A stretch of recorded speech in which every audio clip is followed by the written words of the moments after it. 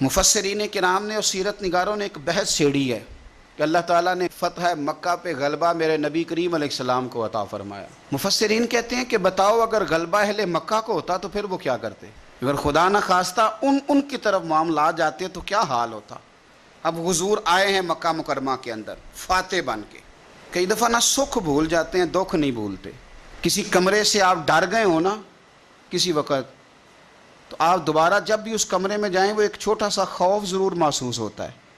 کسی بندے نے تلخ بات کی ہو نا تو وہ پوری طرح بندہ اس کو بھلا نہیں سکتا، کبھی نہ کبھی وہ بات دوبارہ یاد، وہ بندہ سامنے آئے یا وہ مقام ہی سامنے آئے۔ تو اہل مکہ نے تو کوئی کسر نہیں چھوڑی تھی، قریش نے رعد کر دی تھی۔ اب سرکار گھوڑے پہ بیٹھے ہیں اور سارے ہاتھ باندھے سامنے کھڑے ہیں، تو ساری چیزیں میرے نبی پاک کے سامنے، لیکن ذرا میرے محبوب کا صبر دیکھنا۔ پوچھا جا رہا ہے کہ یا رسول اللہ اب آپ کیا سلوک کریں گے؟ تو حضور نے کیا فرمایا؟ فرمایا وہ سلوک کروں گا جو جناب یوسف نے اپنے بھائیوں کے ساتھ کیا تھا۔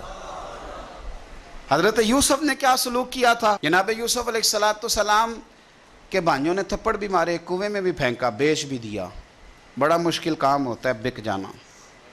کسی شہزادے کی بولی لگے مصر کے بازار میں، اور یار اس درد کو سمجھو، کسی کے گھر کی بولی لگ رہی ہو تو عورتیں تڑپ اٹھتی، کسی بندے کی بولی لگ رہی، اتنی تکلیف سے ہی حضرت یوسف نے اب بادشاہ بن گئے۔ قحط پڑ گیا سارے علاقوں میں۔ حضرت یوسف اللہ کے نبی تھے، انہیں پہلے سے خبر تھی قحط پڑے گا، انہوں نے غلہ جمع کر لیا۔ اب چوکیاں بنا دی، باہر سے لوگ آئیں گے مصر میں غلہ خریدنے، تو آپ نے فرمایا جو جس علاقے سے بھی آئے اسے پوچھنا کہاں سے آیا ہے اور کیا لے کے آیا ہے، سونا لایا، چاندی لایا کہ کیش لایا، پوچھنا۔ لیکن فرمایا جب آئے نا کنان کے لوگ، بھائی بھائیاں دے ویری ہوندے پر بھائی بھائیاں دیاں باواں، اگر کنان کے لوگ آئے نا یعنی بھائی آئیں، ان کو تو نہیں نا بتایا فوجیوں کو کہ بھائی آئے، فرمایا اگر کنان والے آئے نا تو یہ پوچھ لینا کہاں سے آئے ہیں، اور اگر وہ کہیں کنان سے آئے ہیں تو پھر یہ نہ پوچھنا کیا لے کے آئے ہیں، ان کا پردہ قائم رکھنا۔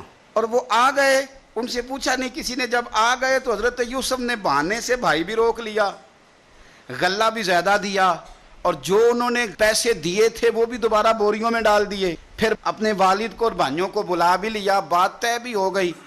تو اب بھائی گردنیں جھکا کے کھڑے تھے، یوسف ہمارے ساتھ کیا سلوک کرنا ہے؟ تو کہا کچھ بھی نہیں کرنا، تم میرے بھائی ہو۔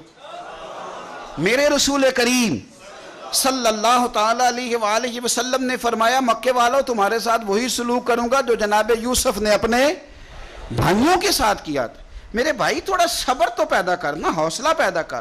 پہلے حضرت یوسف بھائی تھے، اور جب جناب یوسف نے معاف کیا تو پھر بھائی سجدوں میں گر گئے، پھر کیفیت اور ہو گئی۔ اس زمانے میں سجدہ تعظیمی جائز تھا، تو وہ تعظیم کرنے لگے۔ جب آپ نے صبر ہوتا ہے تو لوگ آپ کی تعظیم کرنے لگتے ہیں، آپ کی عزت بننے لگتی ہے، آپ کا وقار بڑا ہوتا ہے۔